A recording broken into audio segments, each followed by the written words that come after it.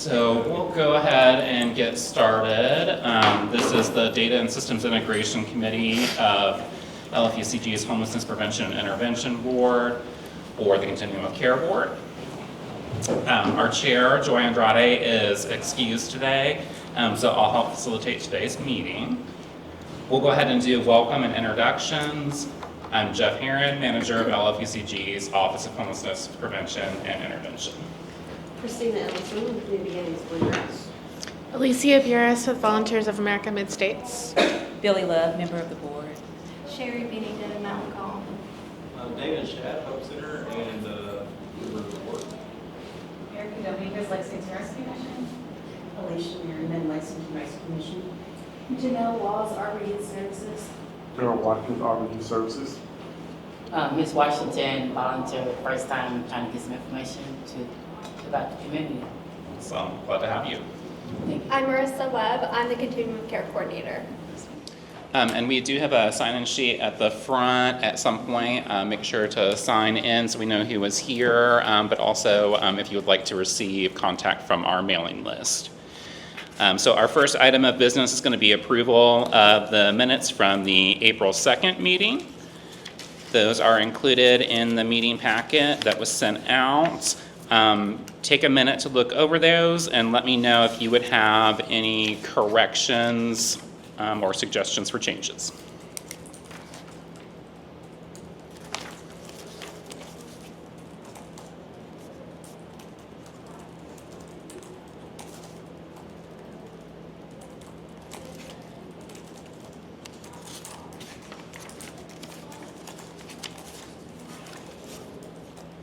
Hearing none, is there a motion for approval? All right, is there a second? Second. Thank you. And this will be a full continuum vote. All those in favor, please say aye. Aye. All those opposed? That motion passes. All right. And so then next up, we're going to discuss new business, the first item of which would be the 2025 Lex Count results. Due to timing, we had went ahead and taken this item directly to the Continuum of Care Board at the May meeting to ensure that we were able to get full board approval in order to submit for the June 13th deadline that HUD established. Obviously, this was a delayed process from what we normally do, and we had no way of predicting when that deadline would hit, and it just wasn't going to be possible for us to bring it to committee and then take it to the board from there. But I wanted to make sure that those of you who attend this committee that may not attend board meetings also had a chance to see this information.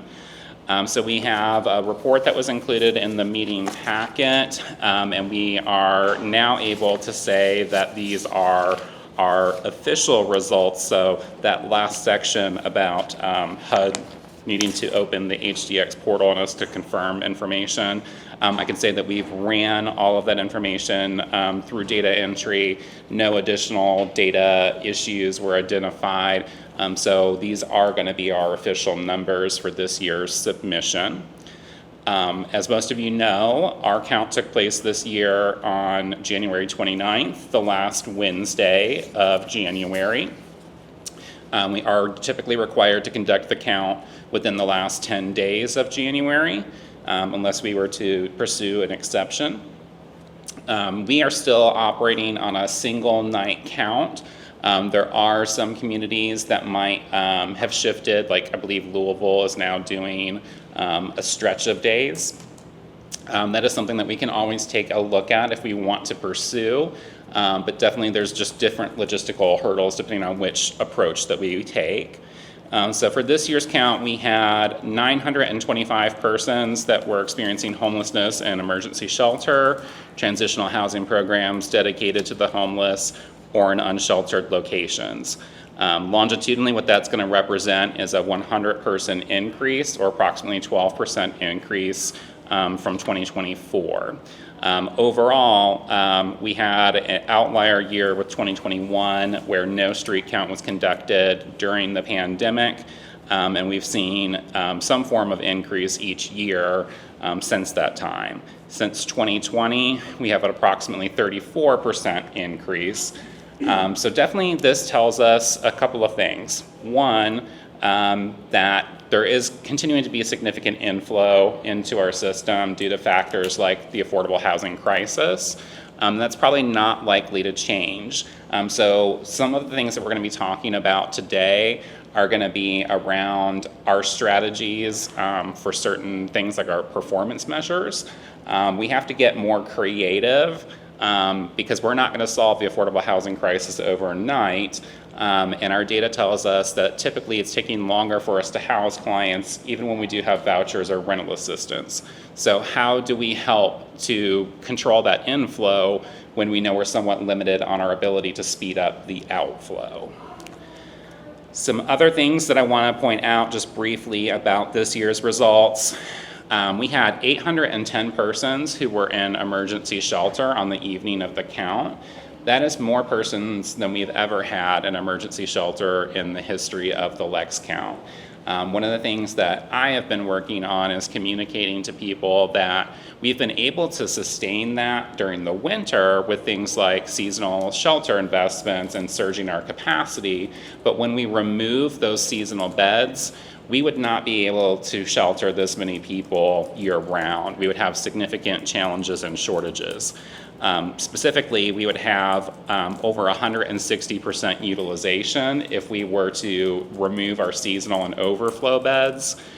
If we include our overflow beds, which are available year-round but aren't necessarily intended to be used every night, we would still be operating at about 123% of our capacity. This is one of the figures that I have made sure that is a highlight in the shelter feasibility study that was presented to council yesterday. And I think that we all need to continue to educate the council and the public on. I think a lot of times there's the misconception that homelessness is as easy as sending someone to the Hope Center or Salvation Army or Arbor Youth or one of our existing shelters. And I think we really need to drive home the capacity limits that those providers have. And that doesn't even factor in additional barriers to shelters that individuals might have. There was a lengthy council work session yesterday, running nearly 4 hours. I want to thank all of our partners who attended, who had designees or representatives attend, and who spoke during public comment. We had over an hour of public comment, and it was largely a much different outcome than what I had been led to believe based on social media.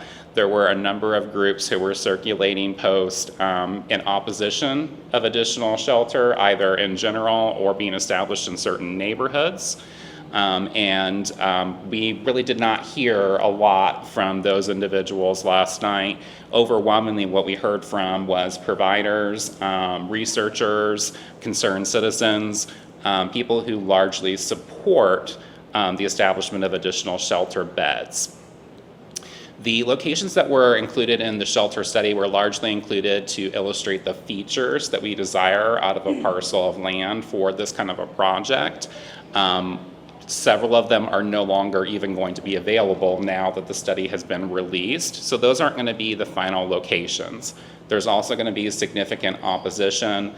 There's at least one council member who has a very strong opposition to anything being established within the 1st District due to concerns about oversaturation of services. Naturally, that's something that I think we're going to have some challenges working through. I think any neighborhood, we're going to have pushback. But in particular, when we get to things like the downtown core, the 1st District, there's going to be probably even more vocal opposition of that. I think we as service providers want there to be connectivity to services. We want for people not to have to go across town to get a meal and then to another location to get shelter, to another location to get supports with employment. We're seeking a more streamlined and more centralized kind of system. But there's definitely going to be some that are not going to be on board with that. Ultimately, the outcome of yesterday's meeting was that the mayor has called for a task force to take a further look into aspects of this, particularly the location. I think the real strategy here is to make sure that this is something where there is some integration of community voice, and it's not going to be something where LFUCG alone is going to determine the location. At this time, no further details have been announced about the task force. I do know that they're in talks with somebody about chairing that task force, but until an official announcement is made, I'm just not at liberty to say. My understanding is that we're going to seek a fairly quick turnaround from that task force. Ideally, they would have some recommendations to the council this fall, and you can guarantee I will be coming back to you, asking you again to consider joining us, because I anticipate that when a location is identified and intent to move forward with it is presented, we're probably going to hear from some of those neighbors who did not show up last night. So again, I want to thank you for your support and your commentary.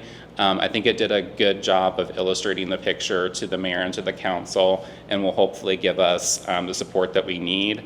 What I can say is that the release, the press release that went out last night, did include a statement from the mayor that we've been relying on temporary measures which are expensive, and that we need a more permanent solution. So we are seeing that there's at least a public statement that we are expressing a commitment to move forward with something more long-term, and I think we need to keep that momentum going. Other highlights from the results, we did see an increase in utilization of transitional housing. Last year we had seen very few persons in our transitional housing programs, which at this point are largely veterans programs, and that was something that the VA confirmed was pretty much a national trend that they were seeing.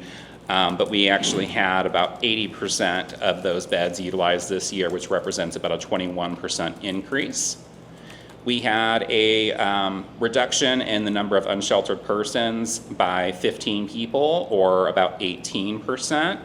So the good news is that the majority of persons were sheltered. The bad news is we can't sustain that level of shelter year-round at present.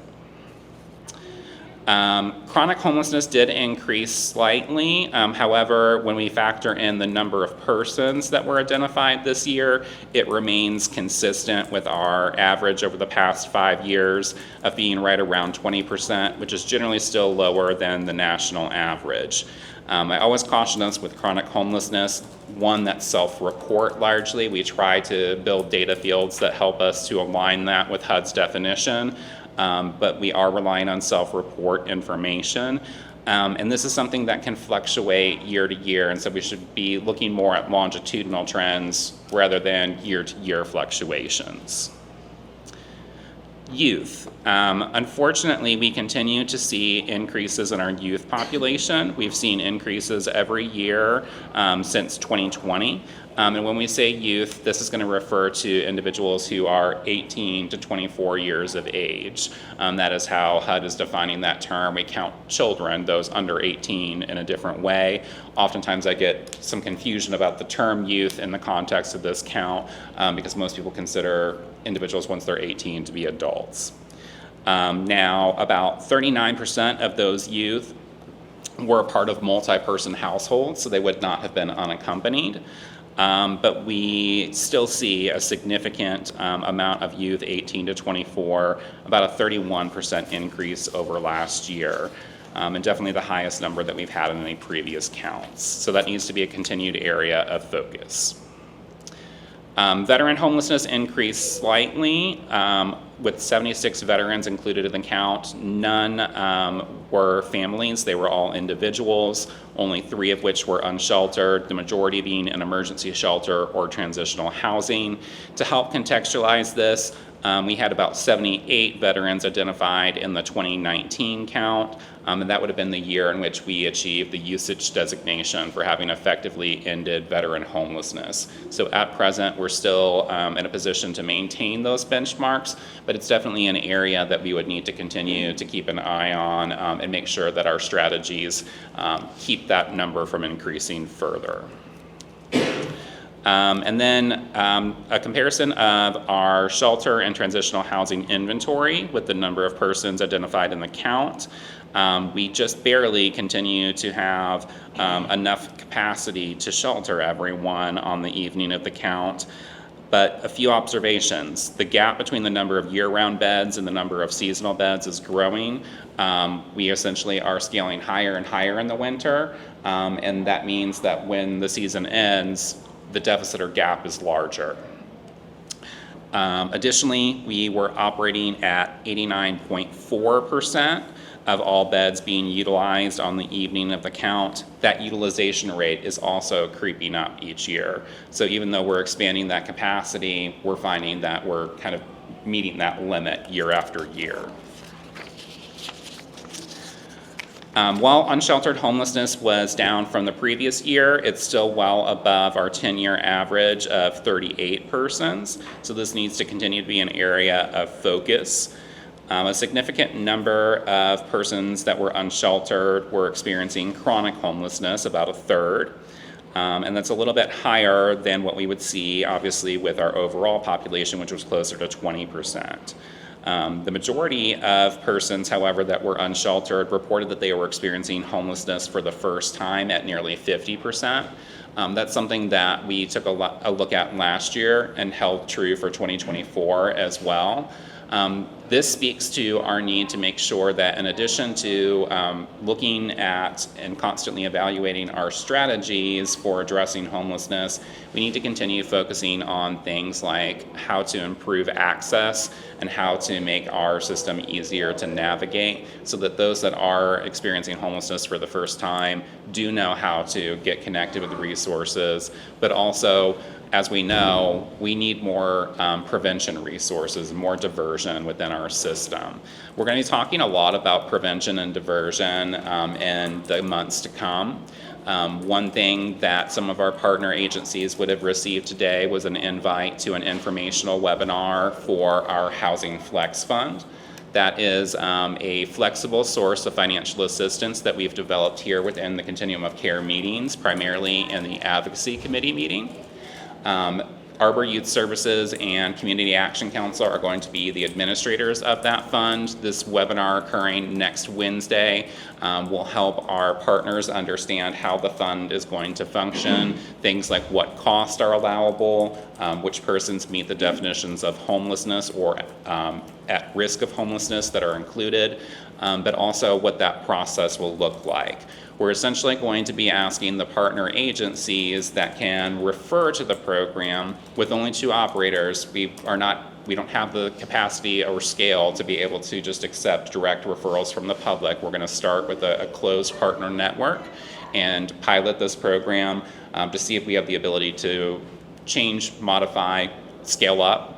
But that's going to have a process where we are going to rely on those partner agencies to help with a lot of the front end of trying to help gather information about the need and some of the documentation that's required. So it helps those payments be a lot faster to get into the hands of the individuals who need it, make sure that they can move into housing timely.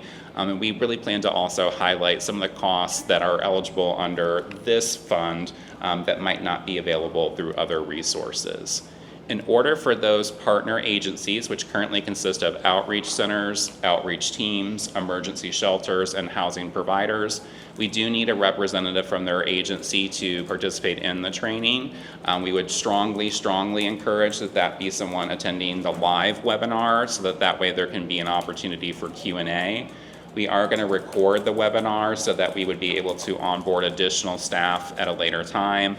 If for any reason an invited partner agency cannot participate, reach out to me so we can try to make alternate plans. I just want to make sure that you're able to make good referrals so that it helps everybody in this process. It helps you as the referring party, it helps the individual seeking assistance, and it helps the fund administrators to all have a more effective process that doesn't cause anybody to have a significant strain, and in particular, that meets the spirit of this fund, which is to be flexible and reduce barriers. Some other things that we need to take a look at would be implementing more diversion practices within shelter. I think several times now we have expressed, for example, that under the Extended Social Resource Program that provides overnight and day shelter funding, that those providers can put funds within their budget line item for direct client benefit. That could be something like maybe if you have a pathway to potentially have a friend or family member provide somebody an alternate place to stay, maybe you could provide something like a Kroger gift card that helps offset costs for groceries.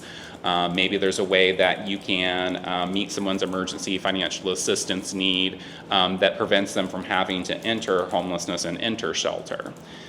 We also need to be taking a look at things like how we respond to contacts about shelter.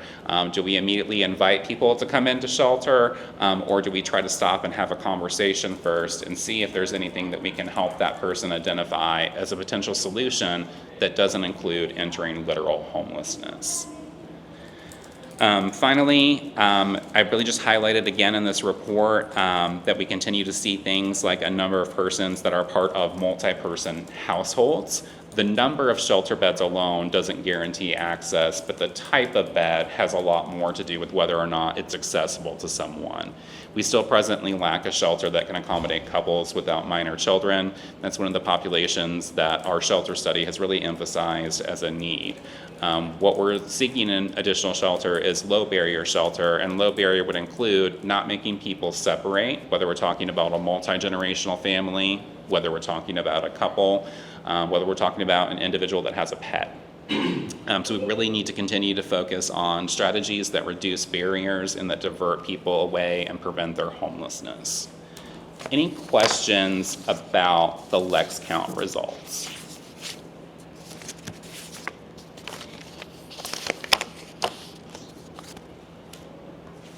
All right, then I'm going to turn it over to Marissa, who's going to speak to us about our housing inventory count submitted alongside the point-in-time count, and also some upcoming changes to our quarterly HIC reporting. Thank you. So, as Jeff mentioned, the HDX 2.0 is currently open for those HIC submittals.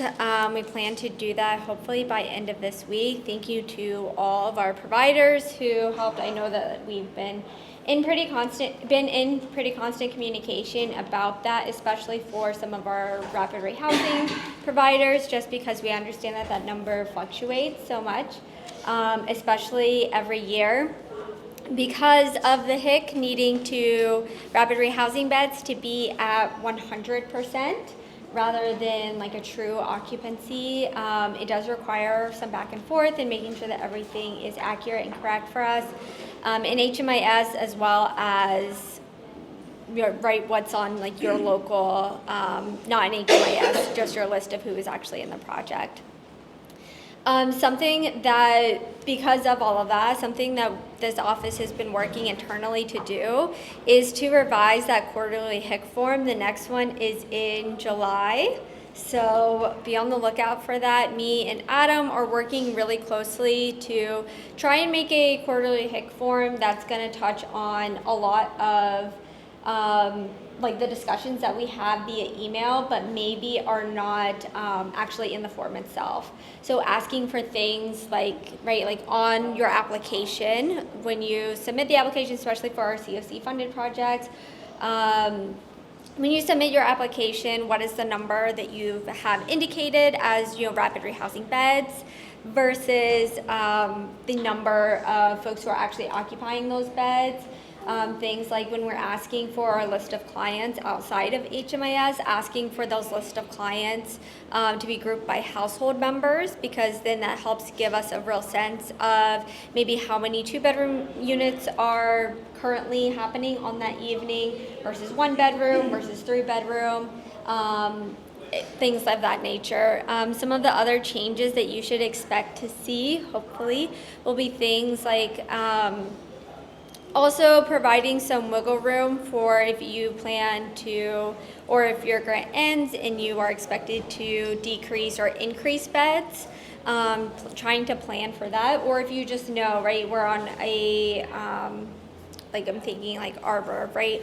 Like if we're planning on maybe adding an expansion for some overflow beds, trying to work in advance of that, so that way when that happens, this office has already been notified that that is going to happen, and then that way we really can make sure that our utilization is as accurate during these quarterly reports, and not just one time a year as well. That will really help us get a sense of how our utilization fluctuates, not just for our emergency shelters, but also our permanent housing. And I think especially as we try to really show the community the need and the limited number of resources that we have, being able to demonstrate that utilization and maybe some of the struggles that we have in reaching 100% utilization, or maybe if we're at 100% utilization, the struggle that we have and the need for expansion.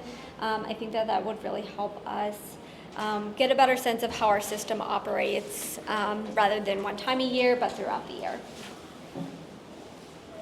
I don't know, is there anything else you want me to add? Okay. And then I think I'm next. you're still. Yes, okay. So I am going to try and connect quickly so that we can talk about our system performance measures. So HUD said that we're not doing any data submissions and then we're doing them all at once. So we've already submitted our system performance measures to HUD, which is great. But I thought that this would be an excellent time to talk about maybe some of the ways that we are really doing great work and some of the ways that maybe we can improve. And I will add to this item that this is going to be a major area of focus moving forward.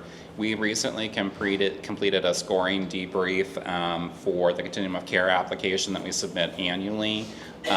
Right now, our community is continuing to score right around the median score. Where we are losing a significant amount of points is for some of the data-driven aspects that are tied to performance, where we can't write a narrative, we can't show MOUs that are going to get those points back. They're solely determined through numbers and data. And there's some certain areas that we definitely could improve our scoring. One, to make sure that we stay competitive and in line with just general practice in our field, but also so we can continue to strive towards becoming a higher performing community and have additional opportunities for added funding. Okay, I think that is a good preamble to what we're going to be talking about. I think that as we anticipate some changes from HUD, that they really are going to start, focusing in on the system performance measures and making sure that we are meeting them, even if we know that there is some additional context that probably accompanies these measures, making sure that we are doing everything we can. And the goal is that if we are doing some data deep dives here within this committee meeting, then we can do some strategizing and maybe like our advocacy meeting. So that would be the goal. So kind of get your heads thinking about these numbers, and hopefully we can generate some really great conversation. So our system performance measures, this is just an assessment of how our system operates. There are 7 measures, one of which we are not graded on. So that one does not count. Measure 6 does not count, so we're going to jump from 5 to 7. But it's a way of viewing our work as one coordinated system. How well do we work together, right? Rather than working in silos, how well are we able to integrate all of the needs of our community and hopefully try to do things like decrease the times of, number of first persons experiencing homelessness, try to increase our income, try to reduce our returns to homelessness, etc. So they matter, as Jeff stated, because this directly impacts our COC funding. This is where our collaborative application lost the most points, because they do not score on a graded curve. It is 0 to 6, and if you don't meet it, then you're at 0. So it is really important that we try to strategize and try to think of some creative ways to meet these measures. And because we want to accurately show, right, all of the hard work that we are doing. So our first measure, which is the length of time persons remain homeless, this is going to be right when we are completing in HMIS, that number is when did this instance of homelessness began. That is kind of where we're measuring from. So first we have to look at our number of persons. We have our persons in emergency shelter and transitional housing over here on this side, and then including our permanent housing. This is going to be PSH and rapid rehousing. So we've seen an increase of persons, a number of persons who are accessing our system. And keep in mind, this would be only HBIS participating providers, so this wouldn't necessarily include things like Greenhouse 17 clients who would be in a comparable database, or clients served by an organization like the Catholic Action Center, which does not participate in HBIS. Yeah, thank you. So within the last 5-6 years, we can see our decrease of persons who were in our system has kind of jumped back up, and we've had that slight increase from 2023 fiscal year to this fiscal year. Can you go back to that slide just Yeah. 1 second? Just to make sure, because I don't know who all has what knowledge in terms of our system, you are going to notice that very significant dip for 2021 into 2021, and it starts to kind of go back up there. Keep in mind that we did have things during COVID, like restrictions on shelters taking individuals from outside counties, and then we also would have had things like the eviction moratorium, which significantly limited the inflow. So what we really want to kind of look at is more so that kind of trajectory from 2019 and that increase that Marissa's talking about at this tail end, not necessarily that dip. Right. If we could maybe fold our graph and just omit 2020 and 2021, we see that we're pretty much at a kind of a nominal increase. Now looking at our average length of time, we're going to look at average and median. Our average length of time, we saw an increase for all of these, versus our median length of time, we also saw an increase, but a little bit different. Take a look at our average length of time. And if we kind of narrow in here, we can see that there is a slight kind of a slight curve. Is just because the numbers are so nominal compared to our above 300 numbers for our permanent housing projects. And the same is true for our median length of time. We saw an increase for all of these measures. I think that this just speaks to how difficult it is to move towards permanent housing from homelessness, that we're just seeing a steady increase in the length of time that it takes. And that's where we need to continue to think about diversifying the solutions that we have, as well as things on the front end like prevention and diversion. Once someone enters homelessness, not everything necessarily has to be solved through coordinated entry. Not everyone's going to need long-term rental assistance. So that's where ideals like our Flex Fund would fit in for those that maybe just need a lighter intervention. But we can also look at things like trying to introduce more shallow subsidy or something like a rapid rehousing light program that might offer a smaller amount of assistance. Maybe we give a year of assistance instead of 2 years for those that might have lower acuity. I see Erica definitely making a face, but that's where we have to really make sure that we would tie that to our coordinated entry system in a way that makes sense. Right now, we are going to have a number of persons that score for diversion, but maybe we could offer them something that isn't as robust as some of our other programming, so there's still an intervention that helps them to exit homelessness and not remain in that situation.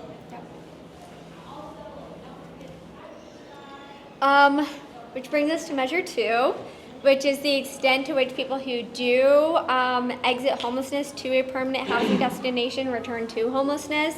Again, this is not just folks who just generally exited. These are folks looking at folks who exited to a permanent housing destination. So first, looking at just the numbers, we did see a overall 2% increase. The biggest increase is going to be for folks who are returning from over a year to 2 years. So I know like last year, for example, we saw our biggest increase was for those returning less than 6 months. We were able to lower that a little bit, but we're still seeing a nominal increase from 6 months onward, where folks may have that initial stability point and then things start to derail from there.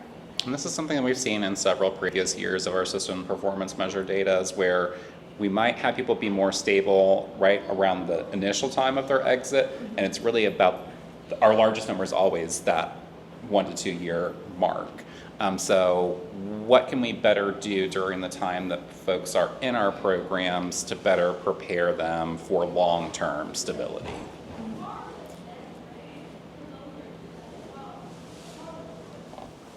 Which I know that this may look like a lot, but I promise it's not that bad. Right, these are our total exits from emergency shelter. We're looking at just our exits from emergency shelter. The majority of folks did remain permanently housed. We can see that huge chunk at the top versus our folks who returned to homelessness, right? 48 returned with over 1 year to 2 years. Less than 6 months, 43 folks returned within that time period. And then within that 6 to 12 month range, 36 folks returned. The same is true for our permanent housing, right? The majority of folks did remain permanently housed, which is great, from street outreach and then transitional housing as well. And we'll dive a little deeper into this at the very end. Measure 3 is looking up the number of folks who are homeless. This is connected to our point in time, where I think like measure 3.1 is just looks at our point in time data versus measure 3.2, which looks at the unduplicated total number of persons. So we did see an increase for those in emergency shelter, and then a decrease for those in our transitional housing. So if we're putting that into kind of the time frame of what we're looking at, again, omitting 2020 to 2021, where we could maybe fold that in, it is pretty standard, pretty steady, and I think that that pretty accurately reflects also what we've seen in our PIT data as well. Measure 4, we're going to do a deep dive into this as well, but this is our change of income. So we're just going to look at overalls, right? These are for our folks who remain in the system, so our system stayers, folks who have not been exited. Total number of adults that we have, we saw an increase, which does mean that we need to also see an increase in our number of folks who were able to increase their income in order to maintain that, which we did see. So we saw 11% increase of 31% of folks who are system stayers who have remained in the project were able to increase their income. And keep in mind that with this measure, it's going to specifically talk about COC-funded programming. So that's why these numbers are so low. It's not across our entire system, including emergency shelter. It's focusing on those that are within those COC-funded programs for rapid rehousing and permanent supportive housing. So the good news is that there's improvement in this year's measure, but when we go to the deeper dive, we're going to have some context around why we want to continue to focus on that area. So now we're looking at system leavers. So for system leavers, we did see an increase in the total number of folks who were exited from the project and those who increased income. This is going to include earned and non-employment income. So we're going to kind of separate that out in that deep dive. And we did see an increase of about 4% of folks who were able to increase their income.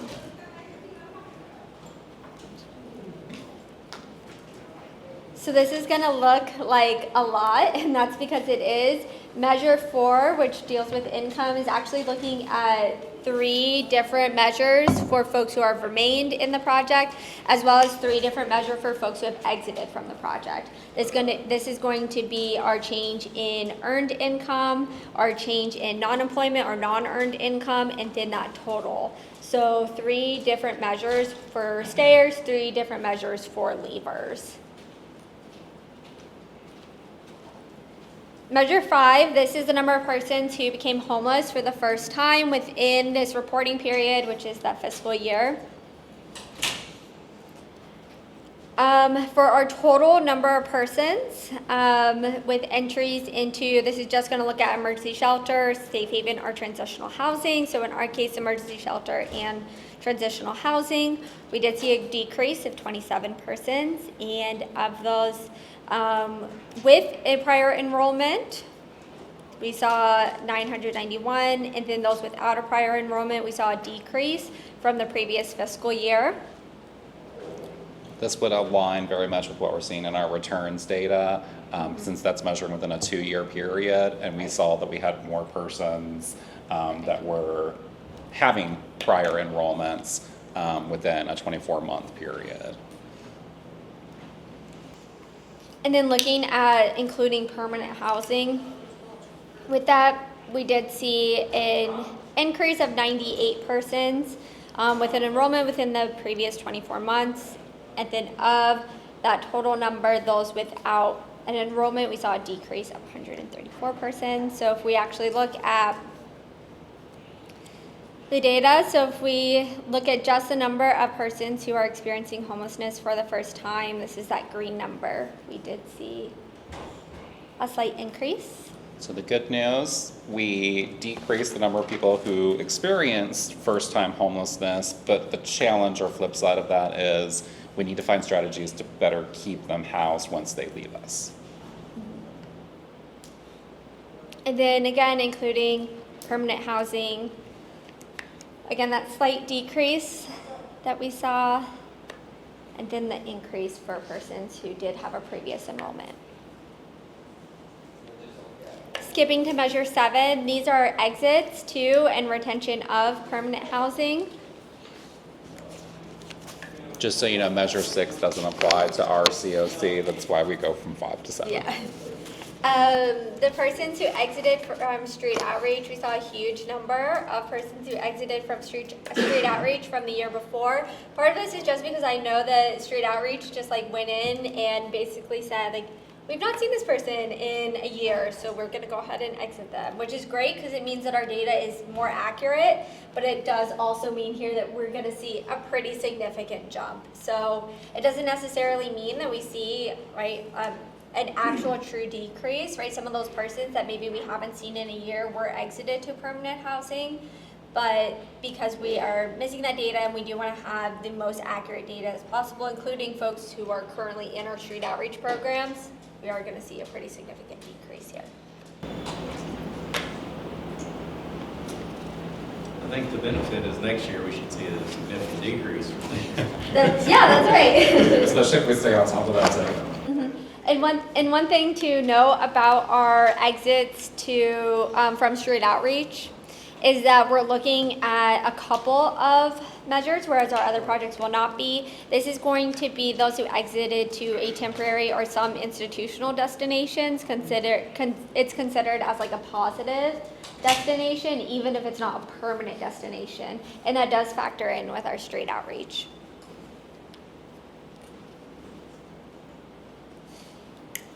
Then looking at our exits to permanent housing, this is going to be for emergency shelter, transitional housing, plus people in permanent housing who exited without a housing move-in, without moving into housing. So those who exited to a permanent housing destination, we saw a 3% increase in that, which is great, especially when we consider that we also saw 166 more people who did exit from those destinations.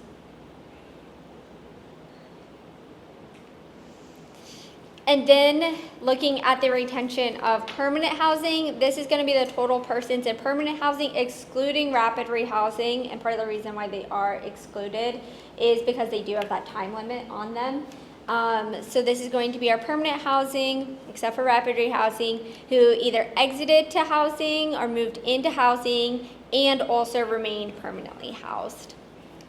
So it's looking at both those who exited to a permanent housing destination and also those who successfully remained housed. And that is going to be 97%.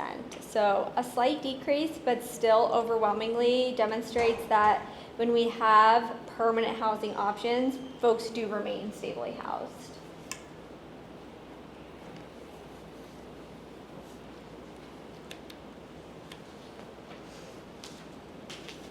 So just to kind of keep, in a sense, this right here, blue line is going to be our percentage, which is right over here in this column. And this is our street outreach.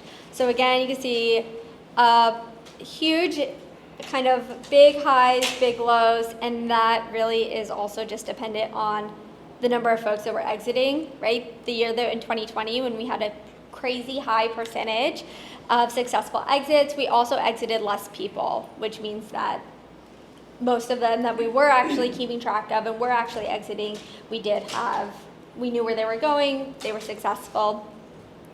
Versus potentially this past year where we exited a lot of people because we wanted to make sure that that data was accurate, but then of course our percentage is 26.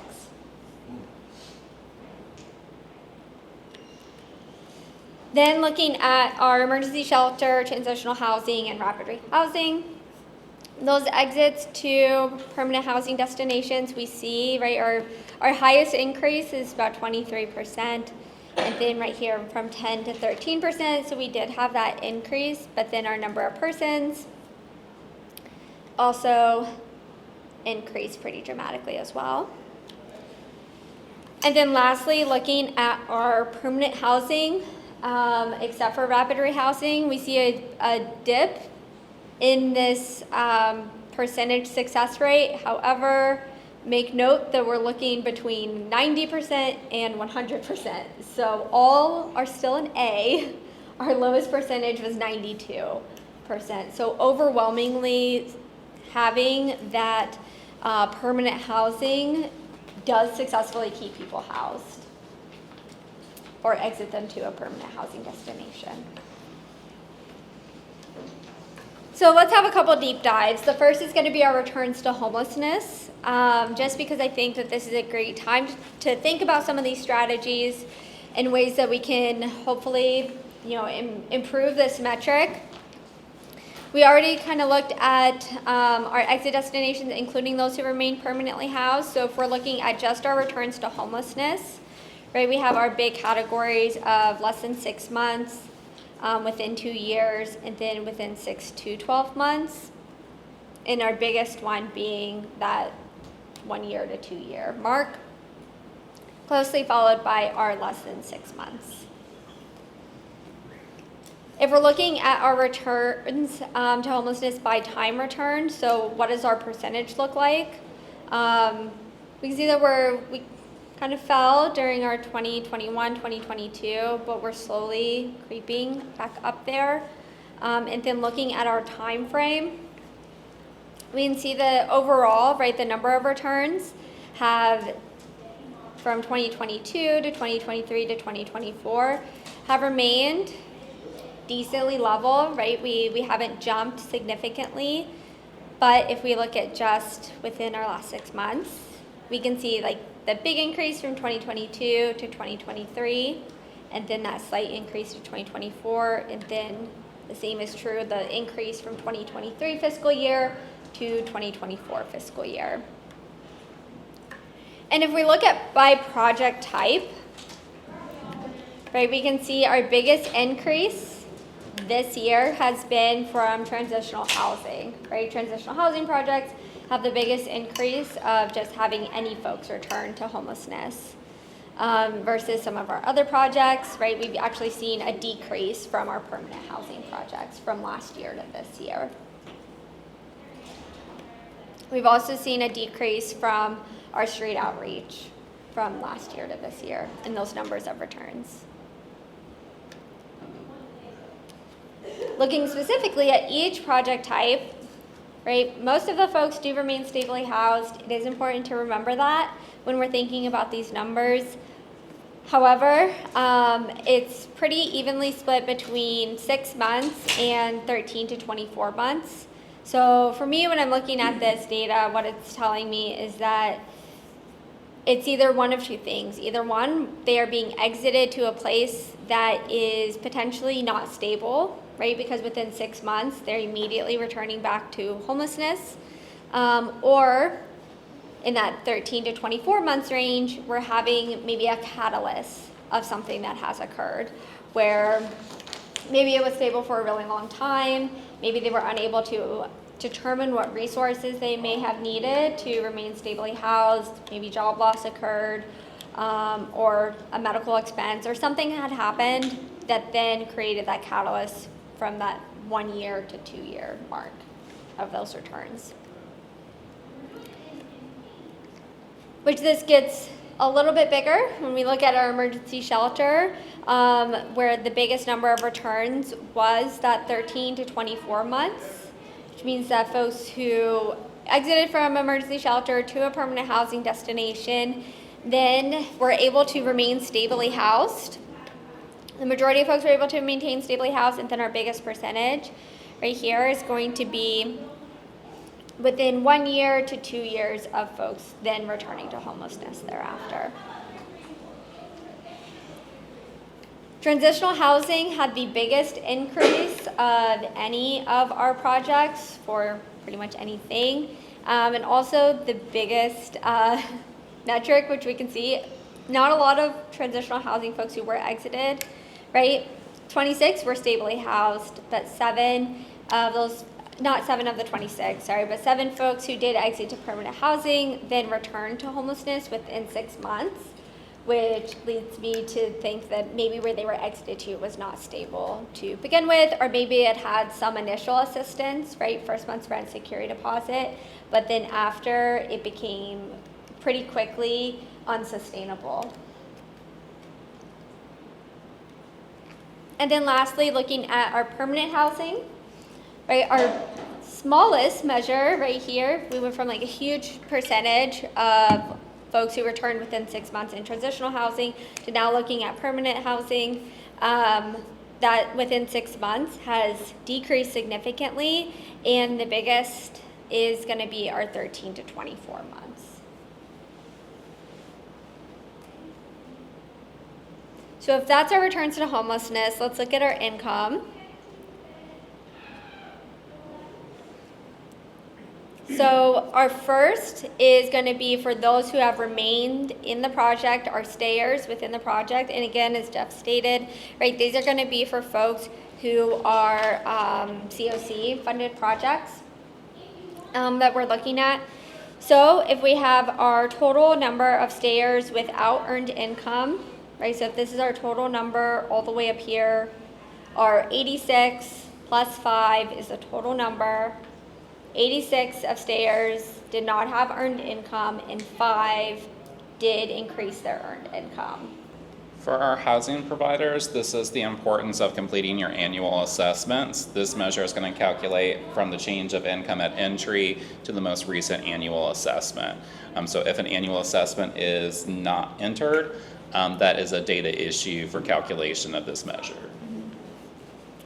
And I know that when we're looking at percentages, right, like 30%, wow, that seems like a lot that we have to do, but that's part of the reason why I wanted to bring the actual numbers here, that we're really looking at just like 5 individuals who increase their earned income.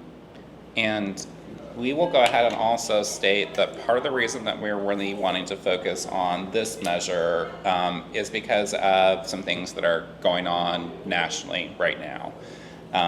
One of those things would be proposed budget changes for fiscal year 26 that would significantly reduce HUD funding.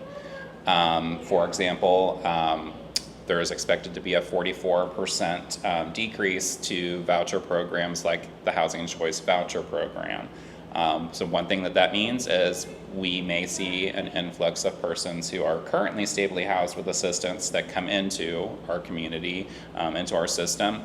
We're going to have ways and tools to help equip them to exit homelessness and remain in that situation.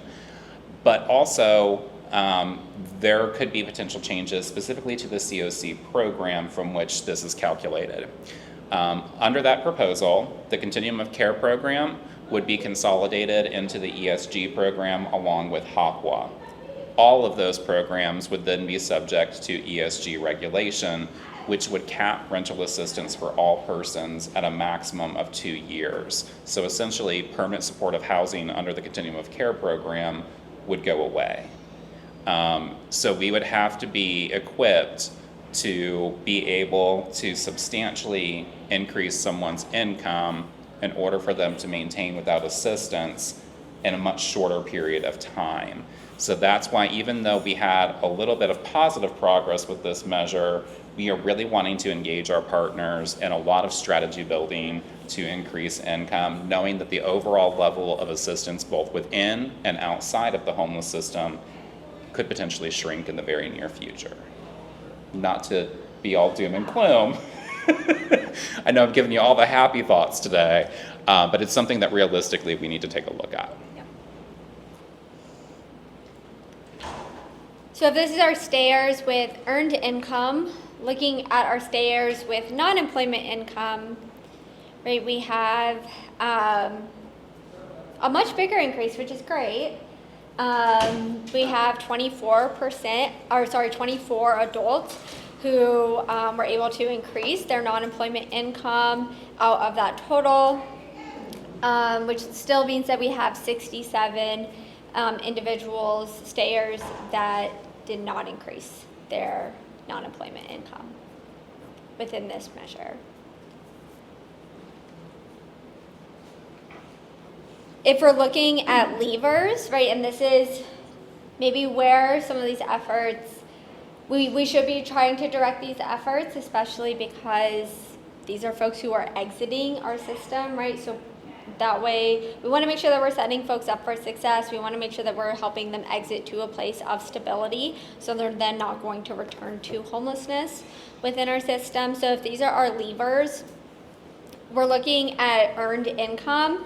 Of our total, we had six adults with an increased earned income and 57 individuals without an earned income.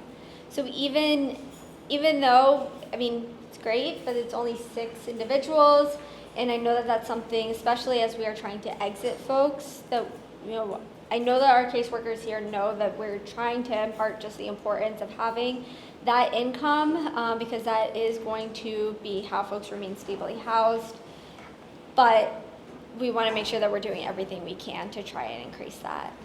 And even if the proposed budget doesn't get approved as is, and we don't see that consolidation of COC program with ESG, I would say that even the first time that we were under a Trump administration, we saw some changes to COC NOFOs, where there were introduction of language that was going to impose work requirements for persons. So regardless of exactly what changes occur, we do anticipate that there is going to be a much stronger emphasis in this area. So then if we look at our leavers with our non-employment income, we do see much better, right? 14 adults had an increase of non-employment income versus, you know, our 49 adults without any non-earned income.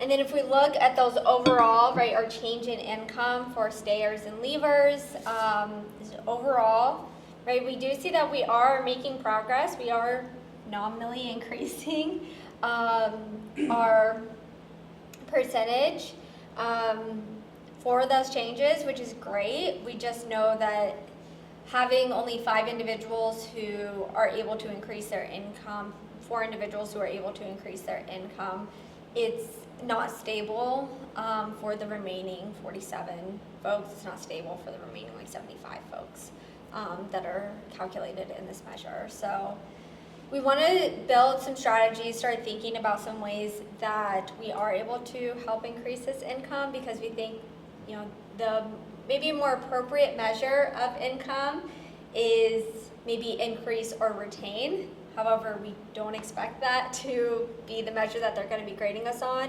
And we also want to make sure that we're setting up our clients for success when they do exit our programs, that we are actually ensuring that they do not return to homelessness.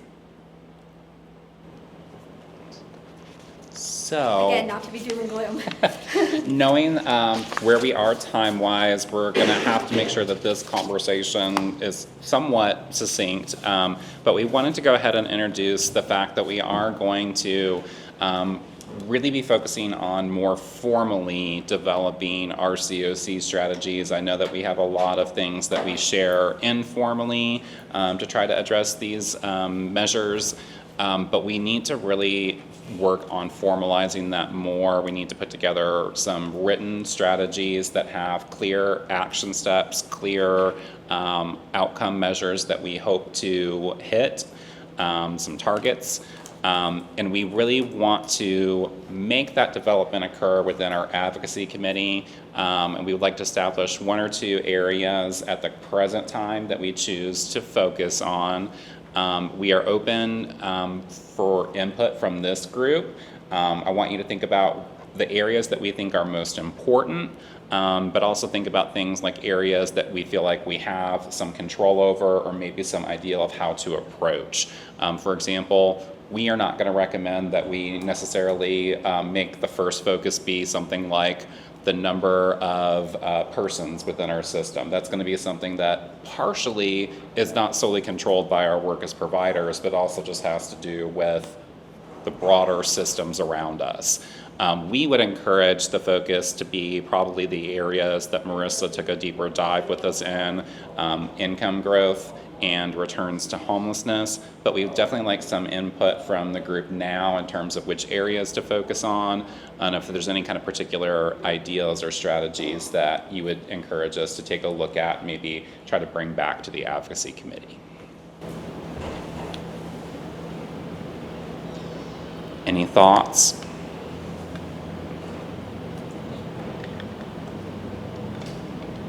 I do have a question. Mm-hmm. Because I was having another thought of, especially for like shelter and street outreach exits. Yeah. So if someone in a housing project, we get them housed, but maybe they're not exited from street outreach until sometime after that, is that going to somehow trigger that could have been a return to homelessness since they're still open under that project while? It shouldn't, so long as their street outreach exit has a date that is prior to, that would align with the time frame in which they entered permanent housing. Okay. Because then my other thought was, would it be helpful, this is probably more like a David, if when we do house someone or a housing project, maybe put a note in on the client note, because I know sometimes their coordinated entry is several pages down HMIS, and not everybody's always going to deep dive, because I wouldn't even think of that.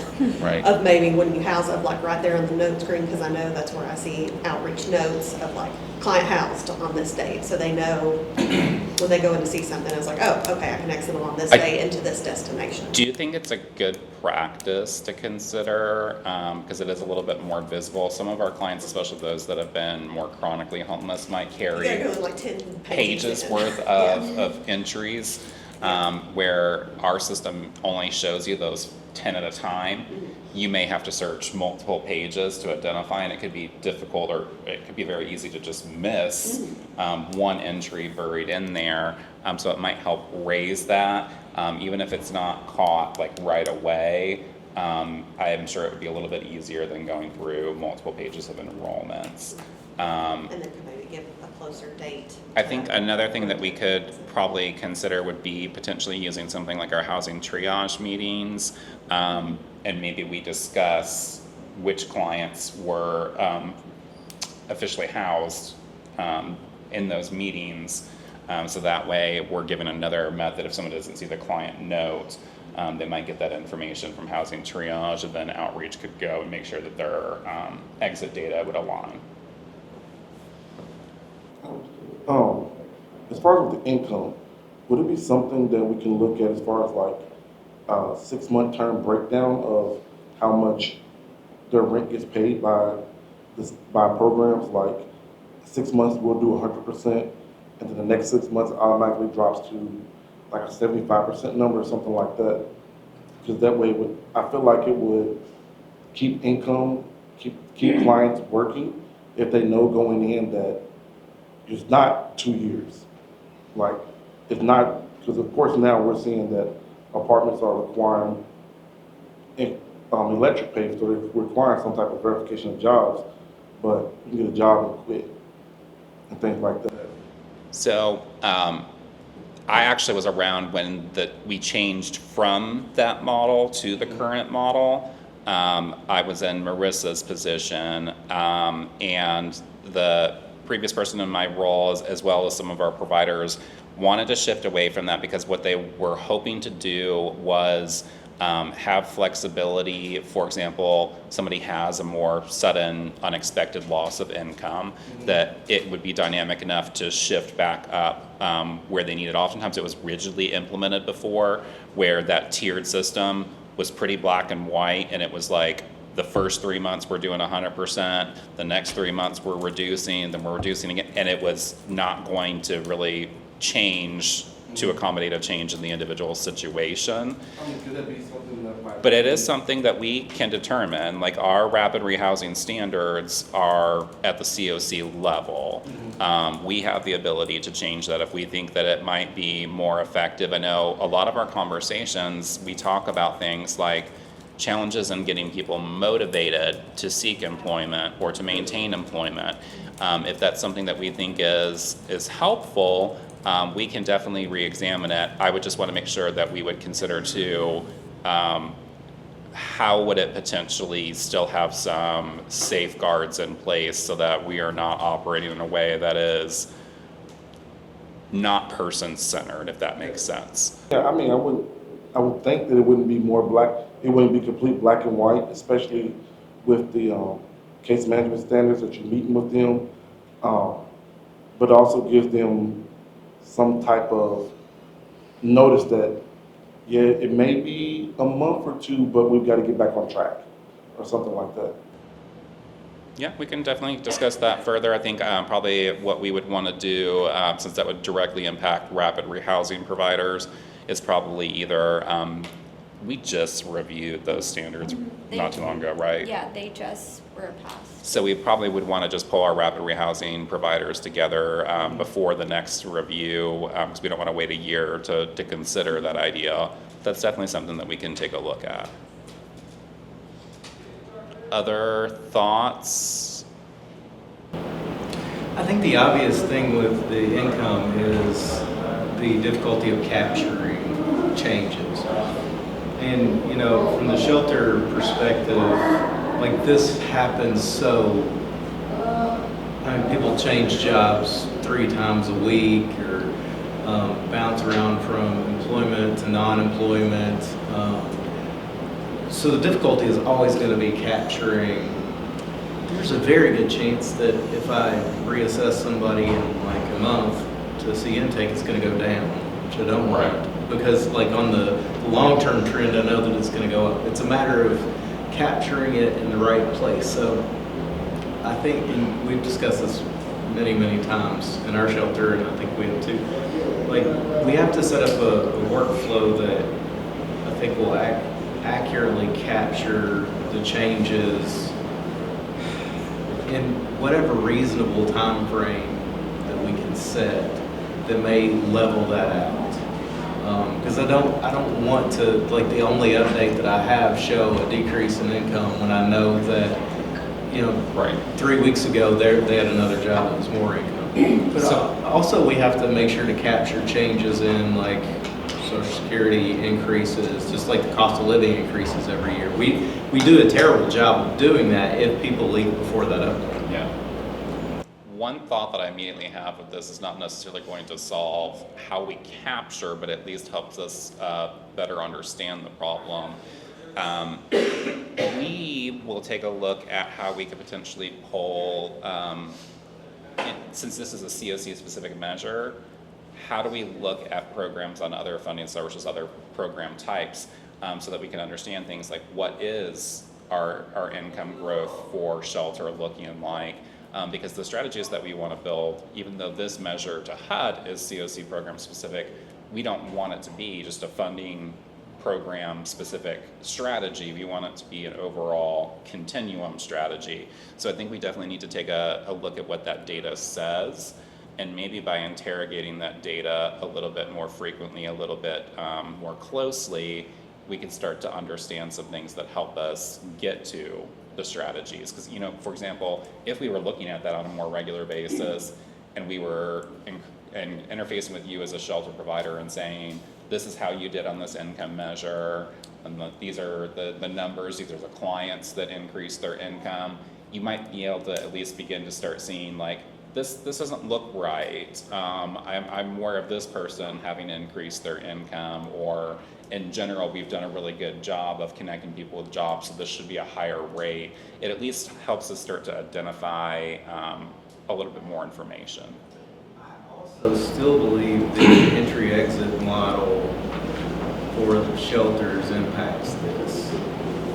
Because I think the income change is tied to the entry-exit. It is. And so it just skews the data when they're in and out every day. So I don't know how to really work around that. I mean, we do the longer entrances and exits now and don't take them out unless they actually leave. Right. So, no, we've tried that, but I still think where the majority of your people are very short-term, that has to have a significant impact. Because if we had 1,700 people, then 1,200 of them were probably entry and exit within 2 or 3 days. So that statistically is going to be a huge number of people. So I don't know. And I'm sure that plays into why HUD doesn't include emergency shelter in the method, because of the difficulty that they'd have in coding a report that could consider things like night-by-night shelters or shelter gaps. But we still probably want some kind of a method to better gauge that. Data quality-wise, it is an issue. Yeah, wondering if we can brainstorm reporting methods that might help us pull that. And I think the returns to homelessness, like, what I see is, we're kind of removed from the rapid rehousing that is 2 years, it's 2 years. So that measure was originally established with the mindset that 2 years was like the rapid rehousing goal, but now when you have rapid rehousing funds that are 6 months or a year, it only makes sense. It lines up with that. So I think maybe taking a look at what type of assistance they're getting combined, like matching it up with the returns. Which I know we've talked about that before. Yeah, we talked about a returns to homelessness review, which I thought was a good concept. The kind of struggle that we ran into was we would need some additional support from COC partners to be able to operate that, because it took, there was a committee that was supposed to help assess that data. They were supposed to interface with the provider that exited the client to understand kind of what happened during the program and what maybe could have been changed to better prepare that client, but also seek to potentially get some input from the actual program participant to inform that. And we just lacked the capacity on our staffing, and also we would want it to be a process that it included more than just the 3 of us. We would want it to be something that had a little deeper integration of some of our actual housing operators. But we could look at revisiting that. We could look at trying to design a different process to take a deeper dive into our returns at the client level or the program level. I think maybe a low-hanging fruit that we could do, as we've recently implemented, doing a little bit more of review of performance measures with our providers throughout their term. Maybe instead of just looking at the rate of returns, maybe we could do a little bit more in that review with them around factors that might have been involved. That's something that we could go ahead and at least implement now as we seek more comprehensive strategies. I'm not trying to create work for anybody, but if you, I've been doing this, myself recently with some of the data things that I'm working on, and what I've found personally is that reviewing it more often makes less work in the end. So, maybe you could attach, a review, have providers review that data, at the quarterly HIC report time, just so you're looking at it an extra time or a couple extra times a year, even if the providers are just looking at that information and it's not like you all who are reviewing that. Right. That at least makes us look at it so we can identify trends, or because volume-wise, it's not a huge number of people. So, and most of them are probably mine. And so some of this, I think, also gets into the area of finding strategies that also better equip our providers with interrogating their data. We see things like, for example, with monthly data quality reporting, we have some agencies, some of you in the room, that are very good about, prior to submitting your reports, looking at data quality errors and trying to resolve those before the report is submitted. We have other agencies that will submit reports month after month with the same errors and no action steps taken to resolve them. I think sometimes people do not find HMIS or even just the measures themselves easy to understand, and so they avoid interfacing with the data at that level.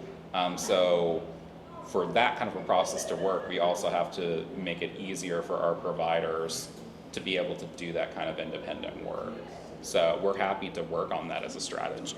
That, I think, also goes back to other people can talk. I swear I just have a lot to say. But the doing more trainings that are specific to running reports in HMIS, I think would be helpful. I've tinkered around enough that I can kind of muddle my way through, but it took a long time to figure those things out. I'm still not sure I do it the right way. Well, and that is something that we are really hoping that we'll be able to accomplish very soon. I think most people know that we haven't had an HMIS data analyst for very long. And unfortunately, the first person that was in that position didn't stay with us, so we kind of started over, and Adam joined us during winter shelter. So we probably should be able to really introduce some of that, and it shouldn't be a heavy lift.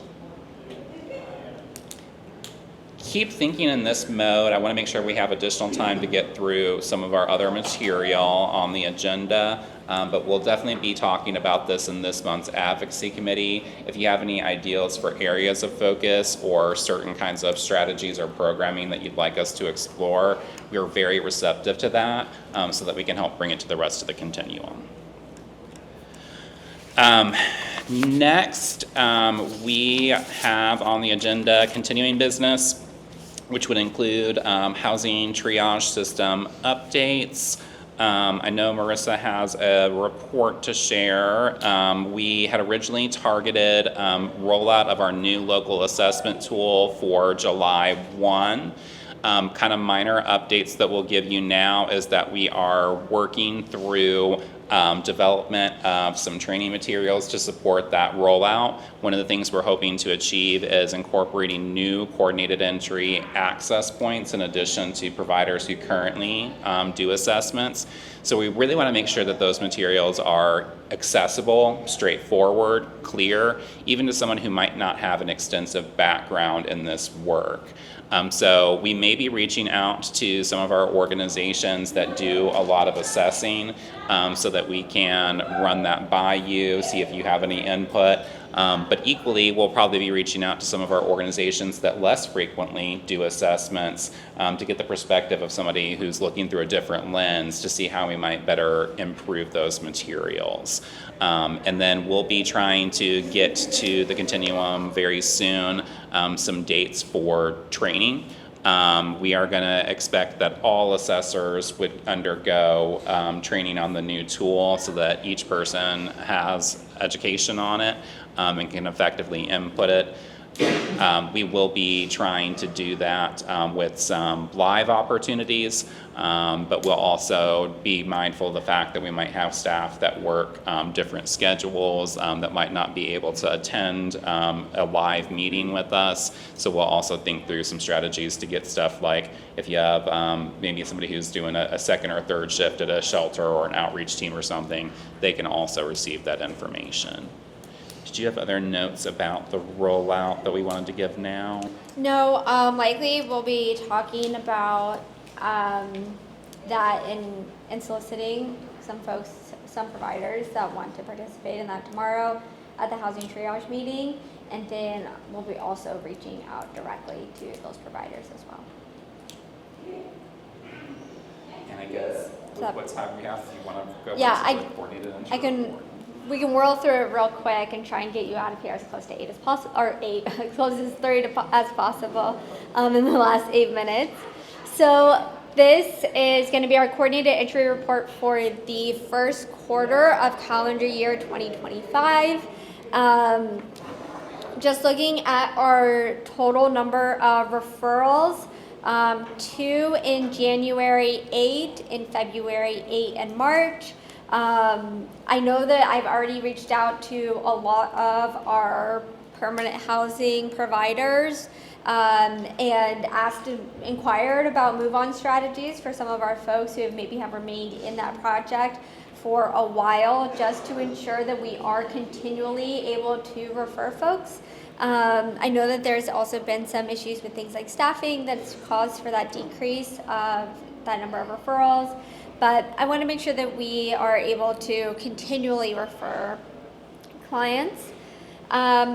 Looking at our acuity scores, the number of referrals, all of our PSH referrals had a full SPDAT conducted and therefore not represented in that chart above. So if you see that number does not total 18, that is the reason why.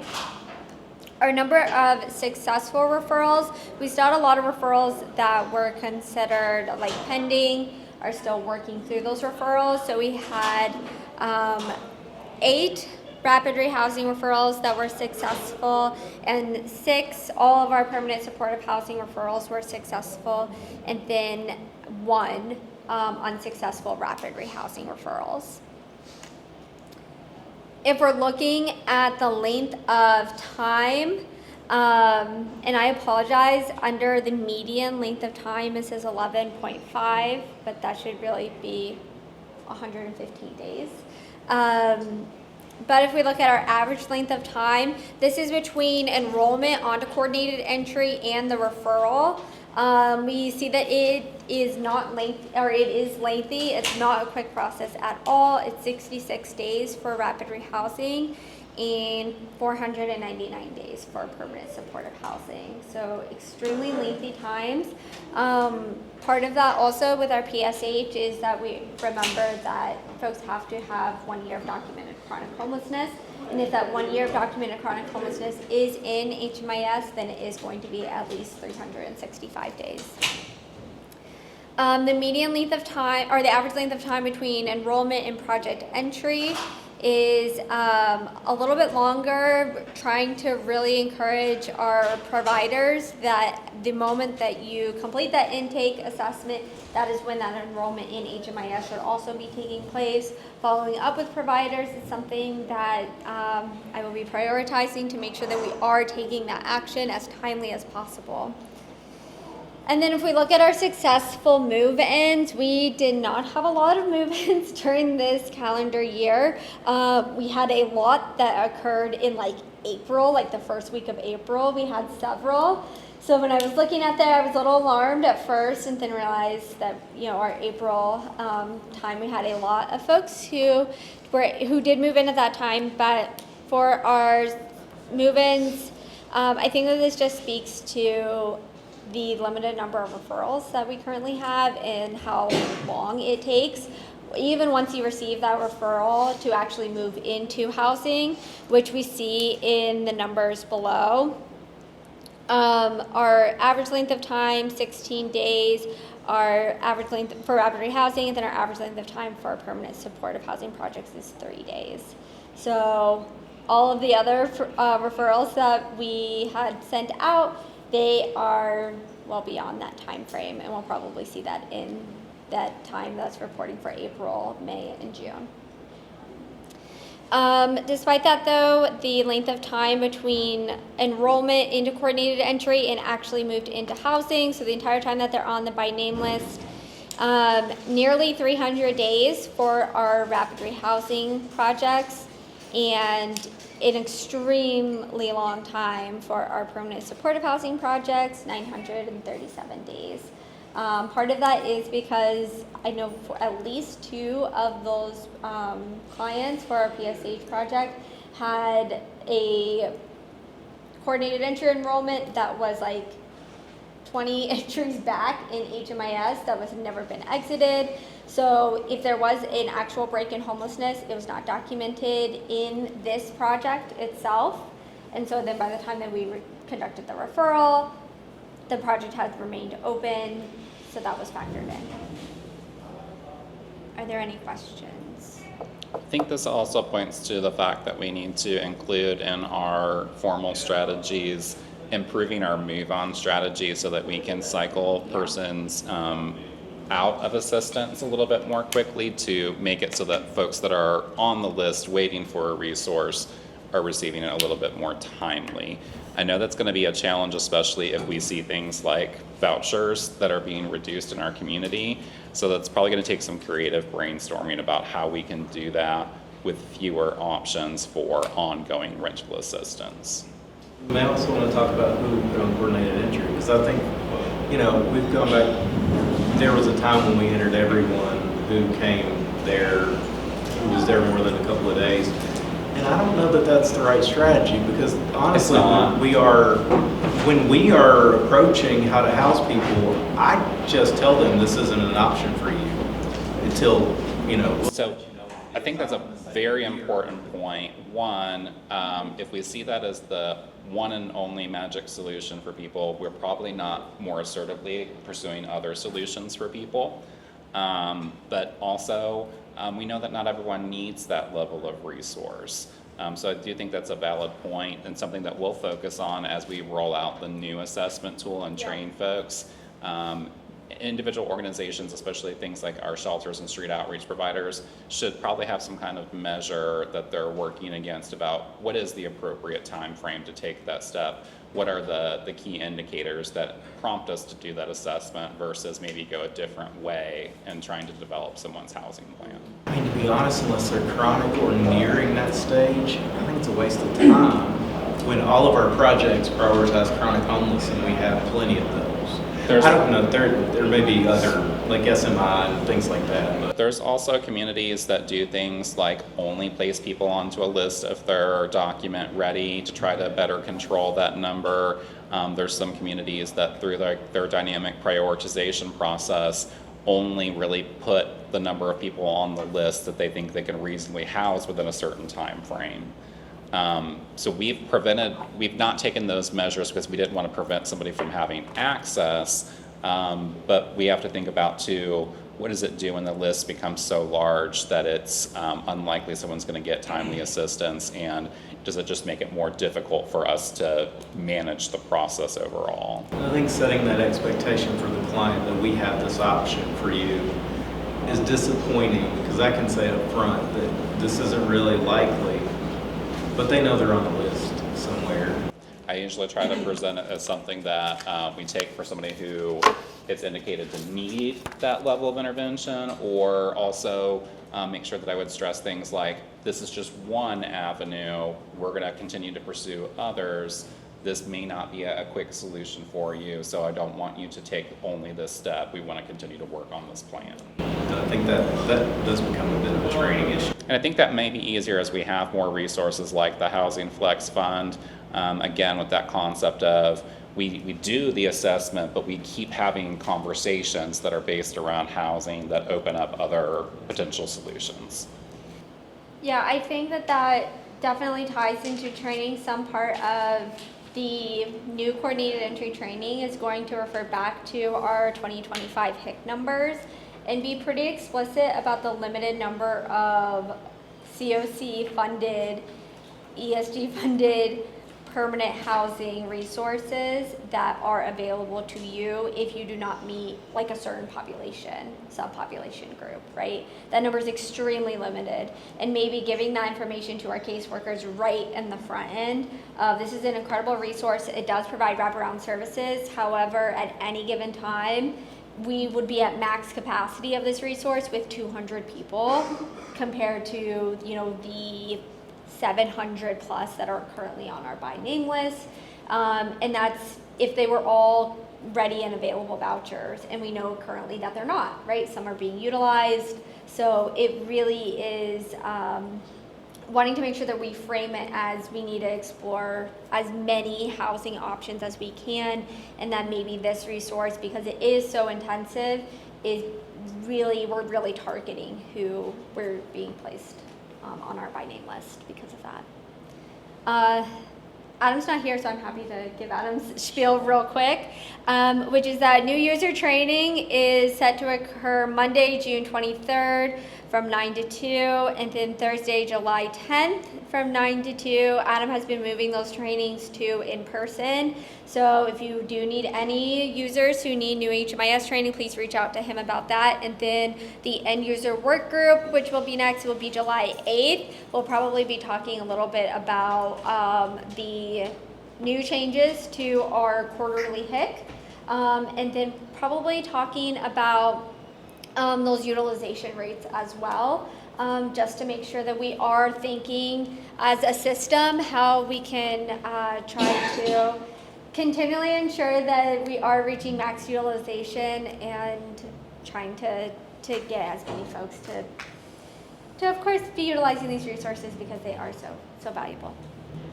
That's all. So now we would also have space for announcements or public sharing. It does not have to be limited to items on the agenda. Lexington Rescue Mission is going to have a grand opening ceremony this Saturday at 2 o'clock at their West 2nd Street location. They've been operating there for a little over a month, but officially going to have a ceremony this weekend. Any other announcements?